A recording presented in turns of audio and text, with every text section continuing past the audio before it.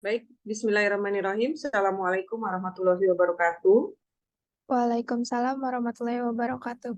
Waalaikumsalam warahmatullahi wabarakatuh. Ya, apa kabar semuanya? Sehat? Alhamdulillah baik.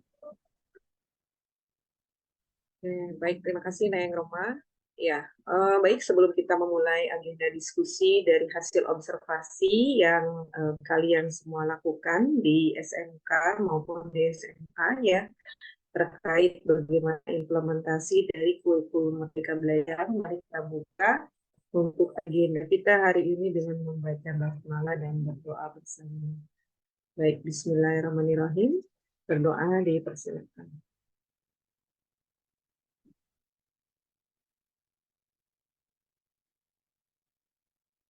Berdoa selesai. Ya, baik, untuk selanjutnya kita akan mulai dari... Baik, terima kasih Bu Ati atas pembukaannya. Saya izin buka lagi. Assalamualaikum warahmatullahi wabarakatuh. Salam Om Swastiastu, Namo Buddhaya, Salam Kebajikan. Yang terhormat, Ibu Ati Sumiati SPDMM selaku dosen pengampu mata kuliah kajian kurikulum, dan yang saya banggakan teman-teman sekalian. Di sini, kami selaku kelompok penyaji dari kelompok 6 ingin mempresentasikan tentang hasil observasi kurikulum SMA SMK. Sebelum itu, izinkan kami untuk perkenalan diri terlebih dahulu. Perkenalkan, nama saya Nazifa Devlani dengan NIM 17156230007 selaku moderator. Dan bersama rekan-rekan saya Esyandina Febriana Siregar dengan NIM 17156230054. Saya Farah Oktavia Azhar dengan NIM 17156230054. Saya Zara Amanda Rizky dengan NIM 17156230004. baik, tanpa menunggu lama-lama lagi, langsung saja kita masuk ke sesi presentasinya. Selamat menyimak. Oke, di sini kebetulan kelompok kami itu mengobservasi dari salah satu sekolah SMK swasta yang ada di Jakarta Timur. Namanya SMK Swasta Dinamika Pembangunan 2 Jakarta yang beralamat di Jalan Raya Penggilingan nomor 99, Kelurahan Penggilingan, Kecamatan Cakung, Kota Jakarta Timur, Provinsi DKI Jakarta. Dengan akreditas A, nomor NPSN-nya yaitu 20103702. Nama kepala sekolahnya Ibu Siti Alia A, SAG. Nama wakil bidang kurikulumnya Ibu Esi Sukaisi, SEMM. Nah, kebetulan narasumber yang kemarin kita presentasi yaitu Ibu Esi Sukaisi, SEMM. Selanjutnya ada struktur kurikulum Merdeka SMK Swasta Dinamika Pembangunan 2. Struktur kurikulum pada umumnya itu terbagi menjadi dua, yaitu yang pertama pembelajaran intrakurikuler dan yang kedua proyek penguatan profil pelajar Pancasila. Pembelajaran ini pun terbagi menjadi dua, yaitu kelompok mata pelajaran umum dan kejuruan. Nah, kebetulan SMKS Dinamika Pembangunan 2 Jakarta ini memiliki 3 kejuruan, yaitu yang pertama akuntansi dan keuangan lembaga atau AKL, yang kedua yaitu manajemen perkantoran dan layanan bisnis atau MPLB, yang ketiga yaitu pemasaran atau PM. Selanjutnya ada proyek penguatan profil pelajar Pancasila yang dialokasikan dari total jam pelajaran mata pelajaran umum dan beberapa mata pelajaran pilihan per tahun. Selanjutnya akan dijelaskan oleh rekan saya. Pada rekan saya dipersilakan. Baik, terima kasih kepada moderator atas kesempatannya. Di sini saya akan menjelaskan tentang pedoman mata pelajaran.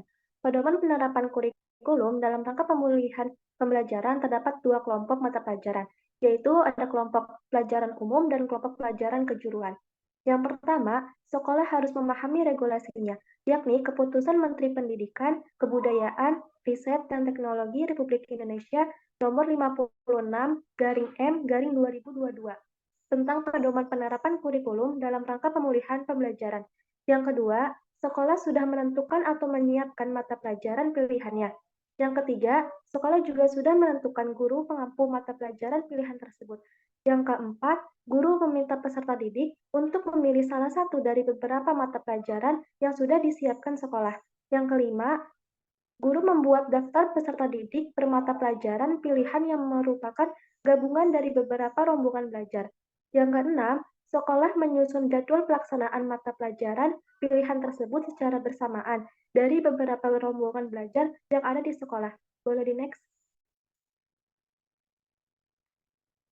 Lalu di sini ada analisis SKL KIKD.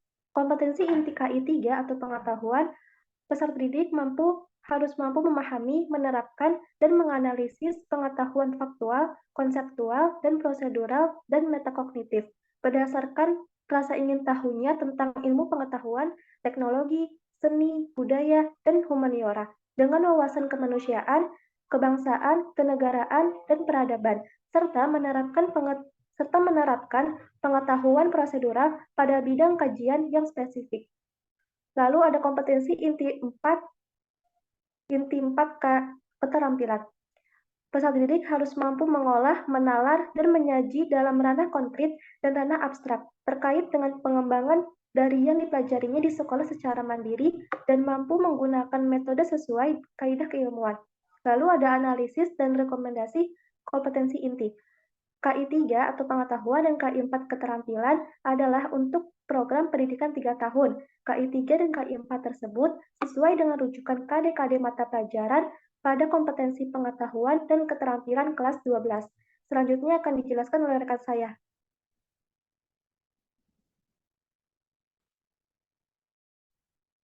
Selanjutnya ada beban belajar dan peminatan. Beban belajar merupakan keseluruhan kegiatan yang harus diikuti oleh peserta didik dalam 1 minggu, 1 semester, dan 1 tahun. Beberapa beban belajar yang ada di SMK swasta Dinamika Pembangunan 2 adalah yang pertama, proyek penguatan profil pelajar Pancasila atau P5 dengan tema kearifan lokal, selebrasi P5 yaitu demokrasi di lingkunganku, yang ketiga ada layanan BK, lalu ada P5 suara demokrasi simulasi pagelaran demokrasi, ada ABM asesmen bakat minat, yang keenam ada seminar, dan yang ketujuh ada mata pelajaran dengan jam pelajaran. Mata pelajarannya itu sudah ditetapkan dan diatur dengan jam pelajaran yang wajib diikuti selama 1 tahun pembelajaran. Untuk peminatan di SMK swasta Dinamika Pembangunan 2 sendiri itu tidak ada, karena semua siswa wajib mempelajari semua mata pelajaran yang disediakan dan ditetapkan oleh sekolah sesuai dengan jurusan dan tingkatan kelasnya masing-masing.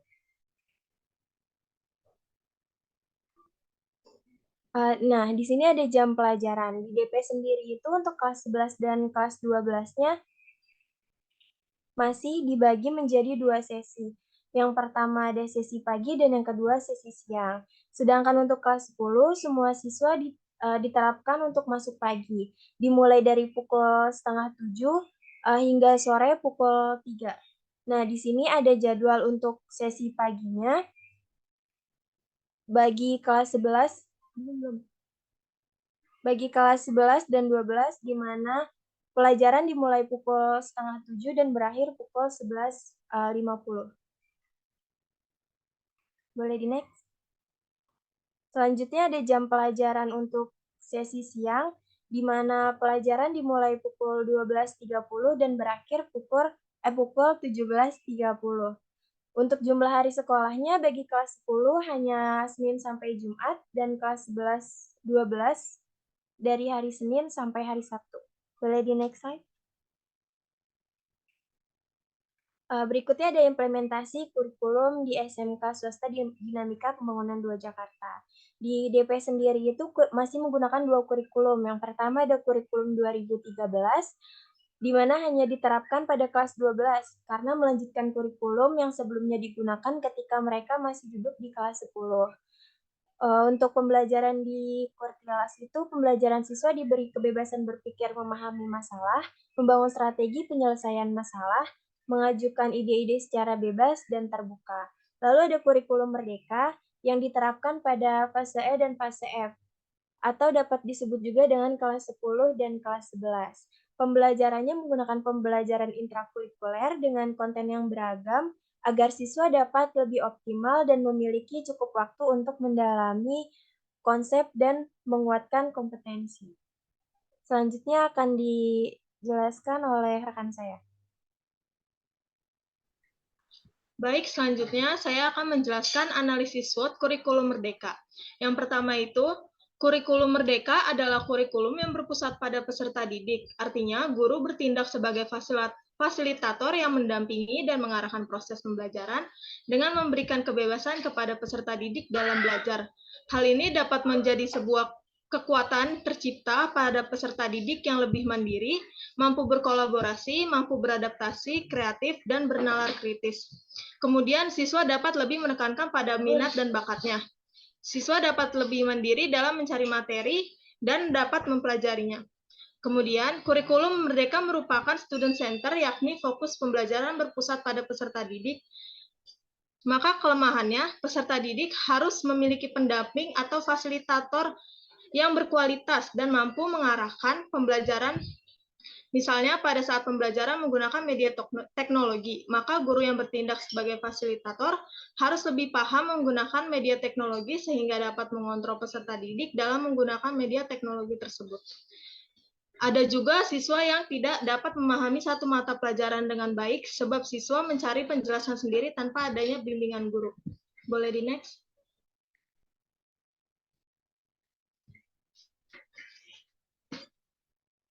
Pada kurikulum merdeka, peserta didik diberikan kebebasan untuk menemukan sumber belajar dan dapat belajar dari mana saja termasuk menggunakan teknologi, semisal dengan memanfaatkan internet. Maka demikian, peserta didik akan dapat menemukan lebih banyak informasi terkait materi yang dipelajari atau yang berhubungan dengan materi. Selain itu, peserta didik dapat mengembangkan bakat dan minatnya sesuai dengan keinginannya. Misalnya bakat dalam bidang kuliner, maka peserta didik bisa mencari sumber pembelajaran dengan menggunakan media YouTube tanpa harus menunggu pembelajaran yang diberikan oleh guru. Kemudian, siswa dapat mengembangkan bakat dan minat yang dimiliki sesuai hal yang disukainya. Di sini juga ada ancamannya, yang artinya siswa memiliki peran dalam proses mencari informasi yang dibutuhkan atau yang berkaitan dengan tema pembelajaran. Namun sangat dikhawatirkan adalah peserta didik yang salah menggunakan internet, di mana peserta didik mencari informasi tanpa memfilternya terlebih dahulu. Kemudian rawan terhadap kesalahan penilaian, persiapan yang kurang matang, dan biaya yang dikeluarkan terlalu banyak. Selanjutnya ini ada dokumentasi kita waktu mengobservasi di SMK Swasta Dinamika Pembangunan 2 Jakarta. Ini ada Ibu Ese Sukayasih dan Ibu Siti Aliyah. Baik, sekian presentasi dari kelompok 6 sebagai kelompok penyaji. Kurang lebihnya mohon maaf. Wassalamualaikum warahmatullahi wabarakatuh. Terima kasih.